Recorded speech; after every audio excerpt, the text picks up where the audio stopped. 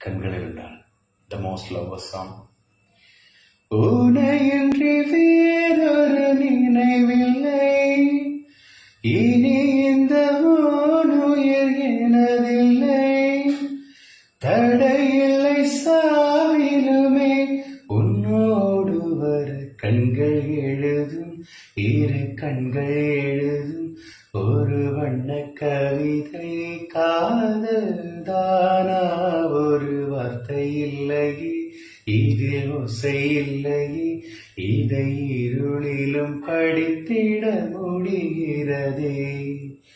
பேச எண்ணி சில நாள் அருகே வருவே, பின்பு பார்வை போதும் என நான் நினைத்தே நகர்ந்தேனே.